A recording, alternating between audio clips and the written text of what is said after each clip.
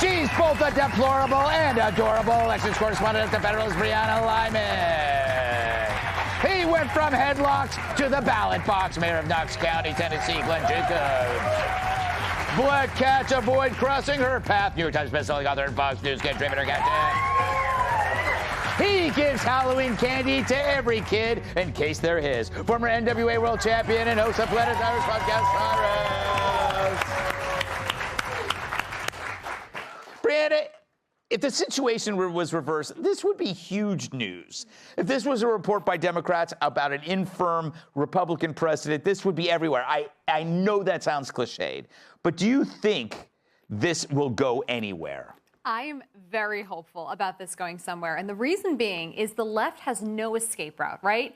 After Jake Tapper and Alex Thompson come out with this book confirming what we all knew, the media adopted the posture of, oh, no, we knew Biden was cognitively impaired and we covered it fairly and accurately, right? So they put themselves in a corner where they've admitted that Biden was cognitively declining. So it's hard for them now in the same breath to say, yes, Biden was cognitively declining, but there is no way he could have had someone take his executive auto pen and fill out these pardons, right? So they've backed themselves into a corner where they can no longer reflexively say Republicans are, delegitimate or this is unnecessary. They have already consented and agreed that Biden was cognitively declining, and this is the latter half of that entire situation. Mayor, I am confused that they can say on one hand that he's declining, and then they can say they had nothing to do with it when we all saw it. That's what drives me crazy, is like, we all saw it, and the people closest to him didn't. They got to be held accountable. Yeah, it's the ultimate collusion, right? Yeah. Now, speaking of the people closest to him, I heard that it was actually Jill Biden that ordered the auto pen because Joe was drawing with crayons on the walls again. And Hunter better hope that that pardon isn't overturned, because he's going to find out that taking the fifth in court does not mean the same thing as taking the fifth in the bar. Yeah. This is one of the biggest cover-ups in American history. It's a massive story. We have no idea who's running the country. You know, president in cognitive decline. What had happened? Who was doing anything? What had happened if he had a real crisis and Joe Biden had hit the red button thinking that he'd won bingo? Yeah. Well, think about, like, we did have real crisis. Ukraine, October 7th. I know that Trump says these things wouldn't happen if he was in charge, but there's a strong possibility he's right. Yeah. And that's infuriating, Kat. I know people just want, like Harold Ford will say, we got to think about the future, forget about Joe. But if we forget about Joe, then we let all these people off the hook. Well, I'm also just fascinated of how it happened. Yeah.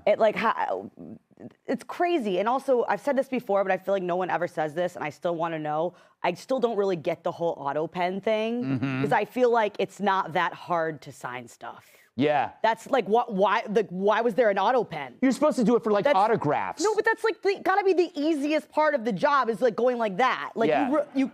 You couldn't do that? Yeah, unless it was like 1,000 books. But you're right. How many things do you have to sign? What else was he doing? Yeah. You could do it sitting down. Yes. He could actually be lying down and doing it. Yes, exactly. So everyone just talks about the auto pen like I'm supposed to understand how that could possibly be necessary. It is true. It's like that's probably the one part of his body, Tyrus, that still works. And the signature's the one thing that doesn't have to be neat. Yes. Exactly. Mine looks terrible. He could even do signatures in cool crayon colors. Yeah. He could. He'd still be like, oh, I have a thing from the president. See the squiggle? There's a J there.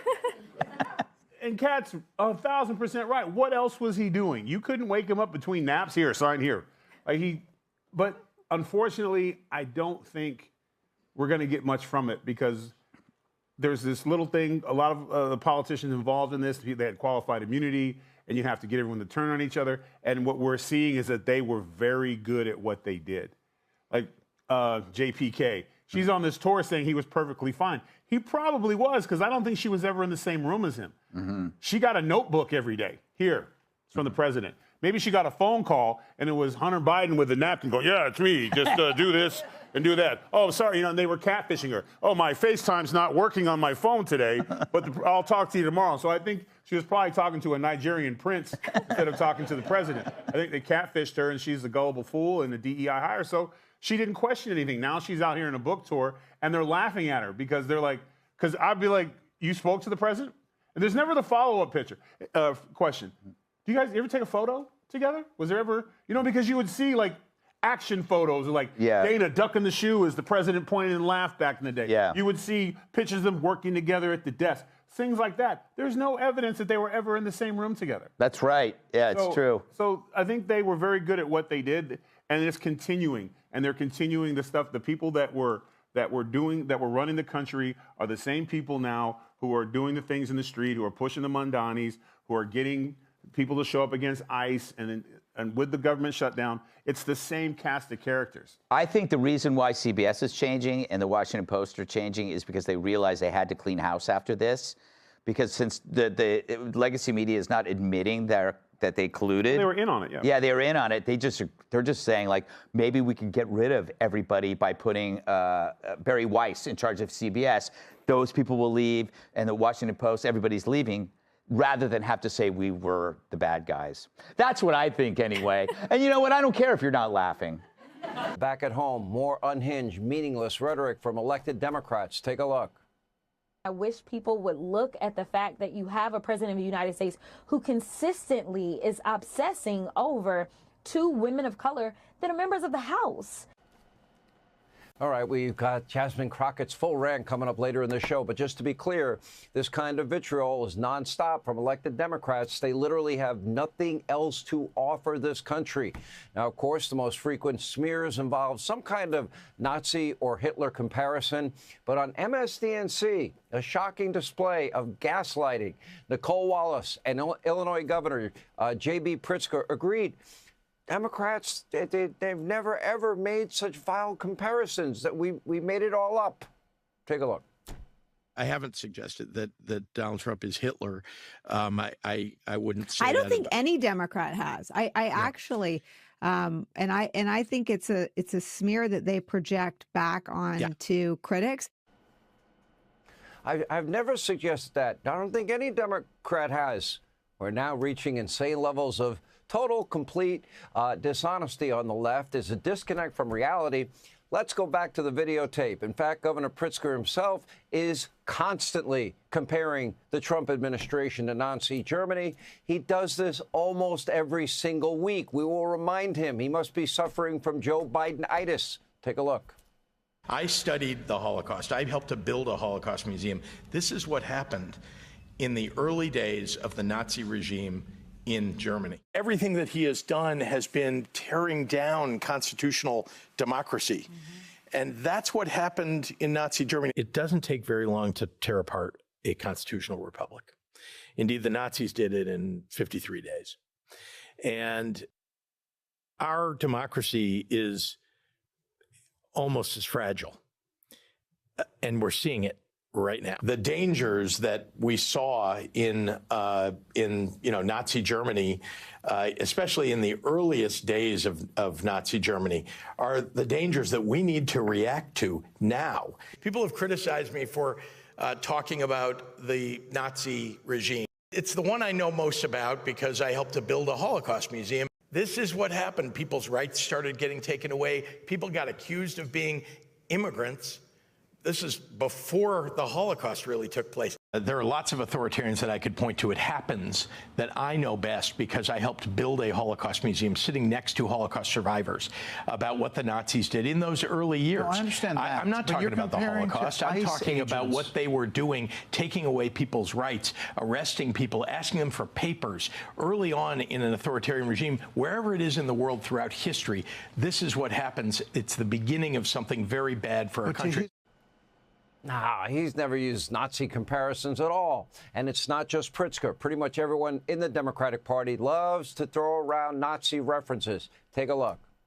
We have a Timu Hitler in the White House right now. I don't even know what to call him. I've called him so many things. But this wannabe Hitler, for sure. Comparing the tactics of Donald Trump to Mussolini and Hitler is a very legitimate thing. Let me ask you tonight, do you think Donald Trump is a fascist? Yes, I do. Donald Trump's modern-day Gestapo is scooping folks up off the streets. He is paving the way to become a Vladimir Putin or to become an Adolf Hitler or a Kim Jong-un. That's what he wants to be. Is that not going too far to make a comparison between the President of the United States and the Nazis? Find me a better analogy. Well, Hitler was duly elected. That's right. Right? And so all of a sudden, somebody with those tendencies, those dictatorial, authoritarian tendencies, would be like, oh, okay, we're going to shut this down. We're going to throw these people in jail. And they didn't usually telegraph that. Trump is telling us what he intends to do. This is a very dark, vengeful time in the Democratic Party. In fact, that's why Democrats continue to shut down our federal government. This is all one big, angry Trump derangement syndrome stunt in order to gain some kind of political leverage. And they're saying, yeah, we know people will suffer, but we need the leverage over Donald Trump and prove that they can stand up to Donald Trump, the president they detest so much. Take a look. Republicans control the House, the Senate, and the White House. Frankly, this is our only moment of leverage. And although a very unpleasant tool to use, it's gotten us focused on what we have to do to change direction on health care. At the very same time, Democrats are once again lying about the shutdown. It's the Schumer shutdown. They're trying to blame Trump while voting 13 times to keep the government closed. Last week, they specifically voted against funding our military, brave men and women that put their lives on the line for us. Today, they specifically voted against funding federal SNAP benefits and food assistance programs. As of Saturday, they are completely out of money. That will impact over 42 million Americans. But according to one Democrat who voted to keep the government closed, it's all President Trump's fault. Figure that out.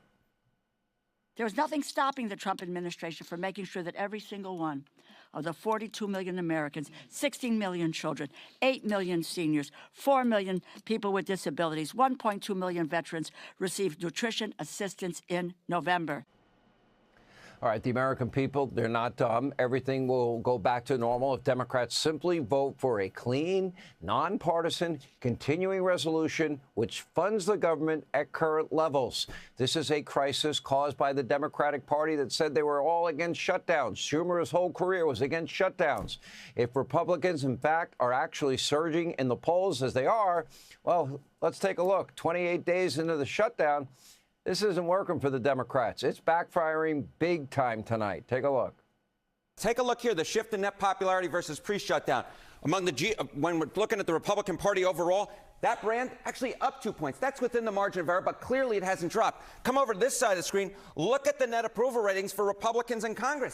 It's actually up 5 points since pre-shutdown. So what we're seeing here is the Republican brand in Congress has actually improved somewhat compared to where we were pre-shutdown. All right. So why does the government remain closed? Well, the answer is pretty telling. Democrats aren't doing this for the good of the country or to be popular across the country. Instead, they are playing to their radical socialist base that wants to burn it all down, transform America into the socialist utopia with free buses, free housing, health care, and whatever else Zoran, commie, Marxist Mamdani is offering. Take a look. Here is what we stand for, my friends. We are going to freeze the rent for more than 2 million rent-stabilized tenants and use every resource at our disposal to build housing for everyone who needs it. We are going to eliminate the fare on every single bus line